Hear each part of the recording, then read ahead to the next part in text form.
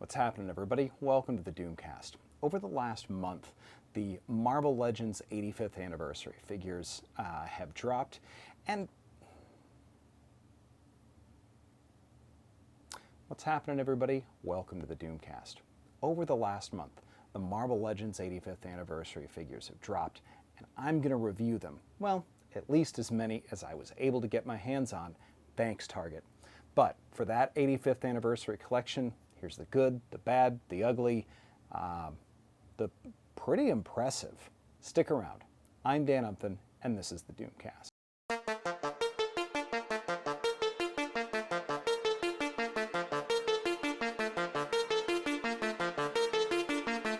First of all, before we get into this, do me a favor. Hit subscribe and the bell. I make about one of these videos a week. They are all great.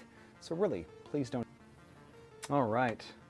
Starting in on our very first of these 85th anniversary figures, Skarr Son of Hulk. A Greg Pak creation from post-World War Hulk. Skarr is a unique character, right? He's a Hulk, part old strong, also has some cool swords.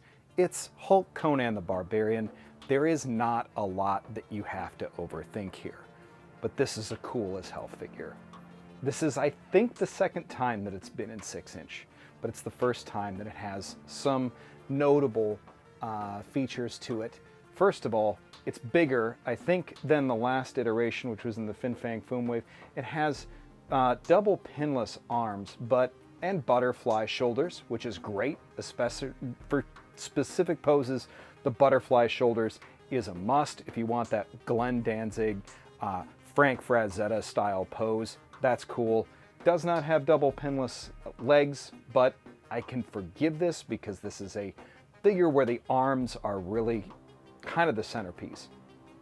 You get a couple of holy hands, sweet swords, a bone knife, and you don't really get a scabbard for the sword itself, but you do have a strap that you can kind of place it in if that's how you really want to pose the character. You also get a pair of different heads, one angry, swishy-haired head, one sullen Metalocalypse head. I can appreciate both of them. Just depends on how you want to display the figure. Honestly, a lot of fun. Scales with some of your larger BAFs like Ares, regular Hulk, Brawn, stuff like that. I like this figure a lot. May not be essential unless you're a fan specifically of the character, but if you like cool figures, this is a great choice. Second set of figures I got to talk about here are the Danny Rand, Luke Cage, Power Man and Iron Fist, Heroes for Hire combo. Frankly, it's been a long time coming for both versions of these characters. The single Mighty Avengers style yellow shirt Luke Cage and the classic, in fact original appearance Iron Fist. Not quite the Power Man and Iron Fist Sanford Green style that I really wish I had, but I'll take both of these because they were frankly essential. Luke Cage comes with the two grippy hands, one punchy hand, two knuckle hands, and two separate heads, one with a very stern expression, one with a very angry, growly expression. Let me correct myself here. He comes with another grippy hand so you can pose him.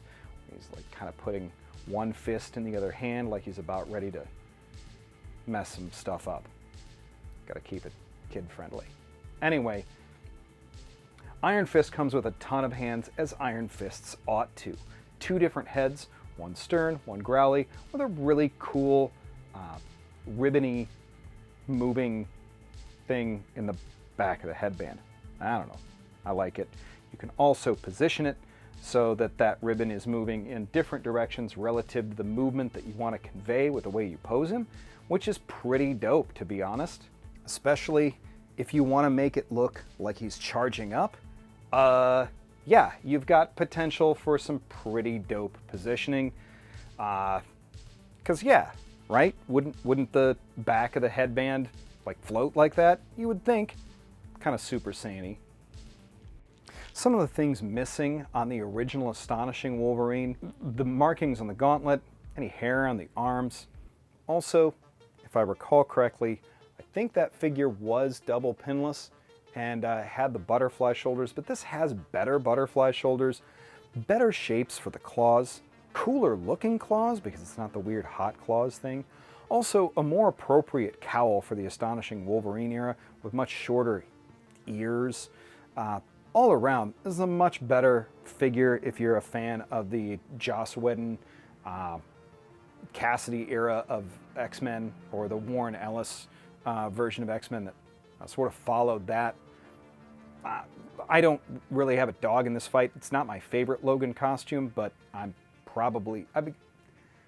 gonna buy pretty much every Wolverine that they put out regardless. So it's a great addition. I like it a lot. Next ones we gotta talk about is the 3-pack of the Cabal. Now, I'm gonna be real frank here. They're really mining one of my favorite periods of Marvel history here. And this has 2 versions, maybe definitive versions to me, of 2 of my favorite characters. Dr. Doom, of course, the name of this webcast, and Taskmaster. Love Taskmaster. Love somebody with a hood and a mask. Can't get over that. I don't know what that says about me. That feels quasi-racist. I don't like the fact that that sounds that way. It's not how I intend it.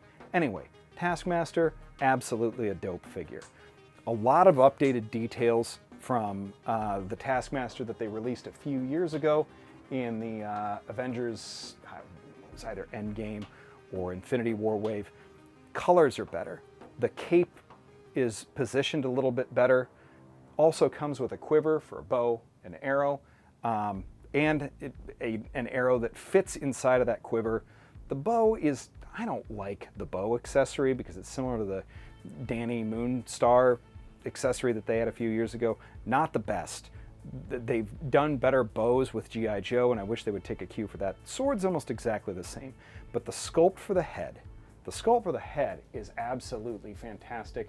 A little bit more eye detail just makes it look spookier, more Taskmastery. Gun's a little different.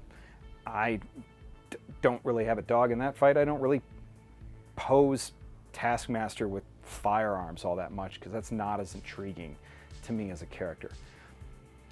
The one that I don't really care about almost at all, in my opinion, is the Norman Osborn. Although I just want to pose him, there's only one pose that I want to give him, and that's this one, where he's just holding the Iron Patriot helmet, and you can see that it's Norman Osborn. Frankly, one of those weird Bendis decisions that it worked for the time that it was in, but when you look at it in retrospect, pretty silly. Anyway, the Dr. Doom is the main selling point of this entire 3-pack, a reason that I got it at launch instead of waiting for it to go on sale much more cheaply, and that is the fact that you can take this soft goods cape and you can put Dr. Doom in a throne, and that's the way I want to have him posed and positioned in any display that I'm working with, which frankly I have every version of Dr. Doom as well. Not a lot of differences from the issue of the core figure other than the fact that he's got a soft goods cape. But man, being able to put this character of any character in a throne, absolutely essential. Also, they gave him a different gun. They gave him a classic Luger, which, okay, pretty cool. I never posed Dr. Doom with a gun either. Last but certainly not least, Superior SpiderMan in 6-inch. Now, you probably haven't noticed this, but this is my biggest Lo Siento moment out of all of these figures, to be honest, other than the fact that I haven't been able to find a Warbird because I live in the Midwest. Anyway, for some reason, this Superior Spider-Man doesn't have a right-hand gauntlet that he was supposed to ship with. He does have the left hand intact, doesn't have the right hand. It's a minor detail. I'm not that upset about it, and I'm probably not going to bother going through Hasbro Pulse to ask for a new one because there's no guarantee that when you ask for a return from Hasbro Pulse that you're actually going to get the same figure. That's a huge customer service issue on top of a pretty huge quality control issue, frankly. He's not coming with all the accessories, and that's the way he was packaged. That's wild to me. But he does come with a number of different hands. You can pose him in a whole lot of different ways. The main point of the entire figure, and the coolest part of it, of course, is the Spider Doc Ock arms. As if you remember, this is during Dan Slott's run on Amazing Spider-Man. The Superior Spider-Man went on for like 2 years, in which Peter Parker effectively died, and an ailing Dr. Octopus figured out a way to get into Peter's body and live, he planned on, the rest of Peter's life. Fell in love with Anna Maria Marconi, accomplished a lot of things, got Peter a doctorate, started Parker Industries, started making Peter money, actually, for the first time in his life. In a lot of ways, Superior Spider-Man was actually superior to Peter Parker. It's a very cool period in comics. You do get a number of details on this that I like. You get 2 different heads. One of the heads has the kind of fractured lenses on the eyes. I like that a lot because it's reminiscent of a number of different Spider-Man poses and stories, but specifically this one where he ends up getting beat down. I think it fractures some of the lenses. It's all in all, it's a really cool figure. I'm just a little bummed about that gauntlet part of things.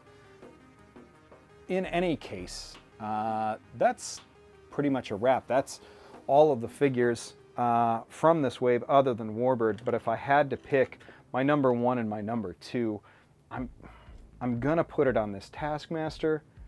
Taskmaster's got to be number 1. Doom's number 2. If I had to put an essential third in there, I'm probably going to go ahead and say that the Astonishing Wolverine might be the masterpiece here, and that's probably why nobody can find him anywhere. But, well, that's the episode this week. Hope you enjoyed it. Do me a favor, hit subscribe. Well, that's the episode this week. Hope you enjoyed it. Do me a favor, hit subscribe, hit the bell. I make about one of these a week. They're all great. Please don't miss even one. We'll be back next week with a Doomcast. Peace.